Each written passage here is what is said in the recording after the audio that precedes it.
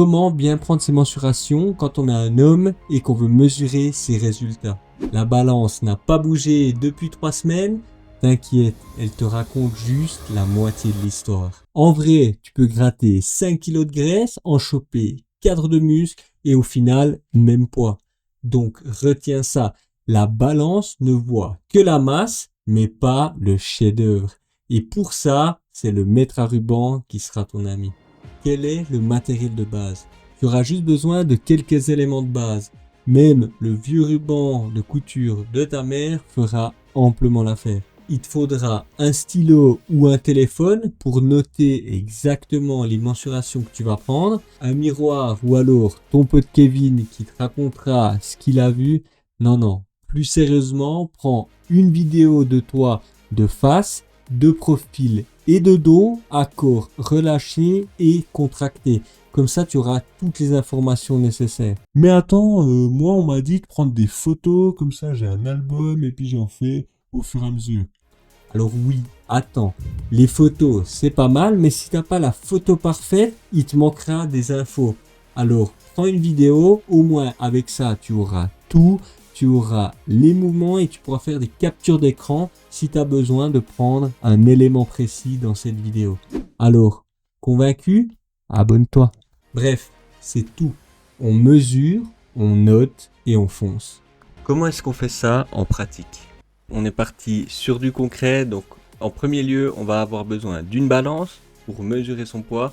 Donc là, tu la poses par terre, pas de secret, tu te mets dessus et tu notes les résultats que tu as obtenus.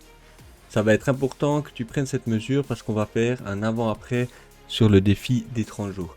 Ensuite, on va prendre notre meilleur ami qui va être le ruban de couturier qui lui va nous donner nos vrais résultats. On commence par le tour de cou, là il n'y a pas de secret, on va à la base du cou et puis on fait le tour. Ensuite, on passe aux épaules, tu gardes les pieds serrés, les bras au repos, le ruban passe au niveau de la hauteur du deltoïde avant.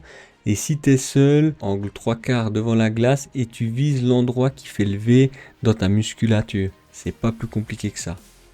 Ensuite, on enchaîne au niveau de la poitrine où là, c'est le même topo, mais là, le ruban passe juste sous la ligne des pectoraux.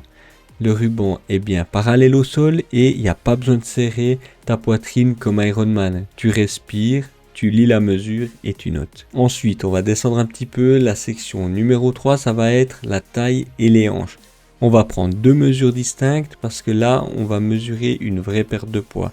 Au niveau de la taille, au creux, juste au-dessus du nombril. Mais s'il te plaît, ne rentre pas le bide. Promis, on ne jugera pas. Tu expires, tu pinces et tu lis. Pour ce qui est des hanches, les talons sont joints, le ruban autour des fesses au point le plus bombé. Tu dois pouvoir glisser l'index entre le ruban et la peau. Pour la section numéro 4, on va aller chercher les cuisses et les mollets. Pour les cuisses, tu prends les pieds en largeur de hanche, jambes légèrement pliées et tu mesures 5 cm en dessous de l'aine à l'endroit le plus costaud. Et pour les mollets, tu vas pas chercher des poses de bodybuilder, tu restes naturel, tu fais le tour à l'endroit le plus bombé et tu prends la mesure. On va passer maintenant à la section numéro 5 que vous attendez tous, les bras et les avant-bras. Donc pour ce qui est des bras, fléchis à 90 degrés, là on va chercher un pic de contraction du biceps. Tu tournes le ruban autour, ni trop mou, ni trop tendu. Tu peux le faire aussi à bras relâchés pour voir la différence entre ton mode ninja et ton mode bureau. Pour l'avant-bras, tu mesures pile au milieu entre le coude et le poignet, là où ton avant-bras te fait un petit coucou. Routine et fréquence. Tu te mesures une fois par mois au réveil, à jeun et avant ta séance. Toujours au même endroit, avec la même tension, la même posture, le même éclairage, bref, exactement les mêmes conditions. Et pour tes mesures, même un demi-centimètre de gagné, tu le notes. Les résultats arrivent toujours avant les likes sur Insta, donc tu notes tout. Si tu as besoin d'un tableau tout prêt avec quelles mesures il faut prendre, dans quel ordre, va regarder en description, je te mets exactement un fichier au format Google Sheet que tu peux compléter, tu peux enregistrer sur ton ordinateur, sur ton téléphone, afin de pouvoir suivre chaque résultat et les noter dans ce tableau pour voir ton évolution mois après mois. Est-ce qu'il faut se mesurer plus que tous les mois? Non, non, absolument pas.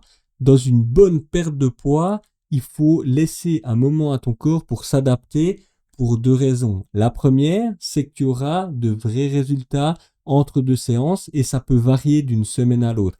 Et en numéro 2, si tu veux vraiment garder une motivation, avoir ce petit suspense de voir ton corps bouger, mais sans savoir les résultats concrets, ça va te booster et transformer tes résultats. En conclusion, tu sais exactement comment mesurer tes progrès, prendre tes photos ou tes vidéos pour voir ta progression et tout ça sans filtre. Et oublie pas, le muscle est dense, la graisse est volumineuse. Alors la balance est myope. Ton ruban, c'est du 20/20. La prochaine fois qu'elle te fixe d'un air narquois, sors ton mètre à ruban et rappelle-toi, les chiffres qui comptent sont ceux que tu pinces entre tes doigts ou entre tes bibis. Allez, abonne-toi, lâche un like, on continue de cramer des mythes ensemble. Dis-moi en commentaire si tu as appris quelque chose. Nous, on se voit dans la prochaine vidéo. Ciao.